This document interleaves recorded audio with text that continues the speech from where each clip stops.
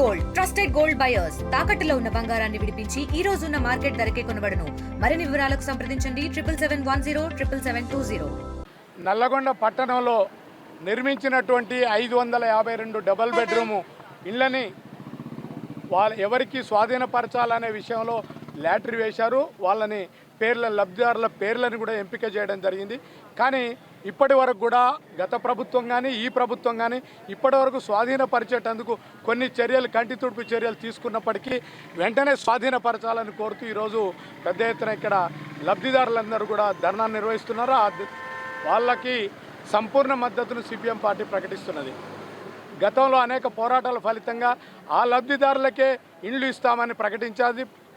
కానీ తర్వాత మళ్ళా కొంత కాలం పోరాటం చేసిన తర్వాత మినిమం ఎమ్యూనిటీస్ అక్కడ మౌలిక సదుపాయాలు ఏర్పాటు చేస్తామని కూడా ప్రభుత్వం హామీ ఇచ్చి పనులు మొదలుపెట్టారు. కానీ అవి ఎప్పటి వరకు పూర్తవుతాయి అనేటువంటి ఆందోళనల్లో లబ్ధిదారులు ఉన్నారు. త్వరగా వాటిని స్వాధీనపరచాలి, మేము ఇళ్ళ కిరాయిలు కట్టలేక నానా అవస్థలు పడుతున్నామని వారు మళ్ళాసారి ఈ పోరాటానికి కూర్చున్నారు. అందుకనే ప్రభుత్వం గుర్తించి వెంటనే వీటి మౌలిక వసతుల ఏర్పాటుని త్వరగా పూర్తి చేసి వాటిని స్వాధీనపరిచి వాళ్ళ ఆందోళనకి పరిసమాప్తం చెప్పాల్సినటువంటి అవసరం ఉంది. వాళ్ళ ఆందోళనని పోగొట్టాల్సినటువంటి అవసరం ఉంది. వాళ్ళ భారాలను కూడా తొలగించాల్సిన అవసరం ఉంది. కిరాయిలు కట్టలేక నానా ఇబ్బంది పడుతున్నారు.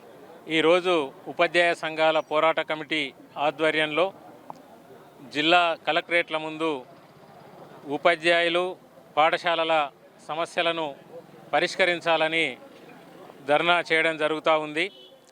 ముఖ్యంగా రాష్ట్ర ప్రభుత్వం ఈ ప్రభుత్వ పాఠశాలల విద్యారంగం యొక్క సమస్యలను వెంటనే పరిష్కరిస్తామని, అదేవిధంగా పెండింగ్లో ఉన్నటువంటి న్యాయమైనటువంటి ఉపాధ్యాయ సమస్యలను పరిష్కరిస్తామని ఆనాడు తమ మేనిఫెస్టోలో అదేవిధంగా పలు సందర్భాల్లో తెలియజేయడం జరిగింది. కానీ ఇప్పటి వరకు నెల మొదటి తేదీన జీతాలు తప్ప మిగతా సమస్యలను పరిష్కారంలో తీవ్ర జాప్యం జరుగుతూ ఉంది. మరి అవి వెంటనే పరిష్కరించాలనే డిమాండ్తో ఇవాళ 3 దశల పోరాట కార్యక్రమంలో భాగంగా మొదట అన్ని తహసీల్దార్లకు వినతి పత్రాలు ఇవ్వడం జరిగింది. ఇవాళ జిల్లా కేంద్రాల్లో ధర్నా నిర్వహిస్తూ ఉన్నాం.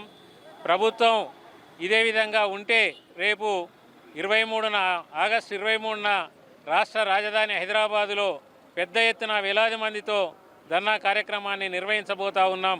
కాబట్టి ప్రభుత్వం వెంటనే స్పందించి ఈ న్యాయమైన సమస్యలను పరిష్కరించాలని కోరుతా ఉన్నాం. ఇండియా పాకిస్తాన్ తాజా అప్డేట్స్ కోసం డౌన్లోడ్ చేసుకోండి RTV లైవ్ యాప్.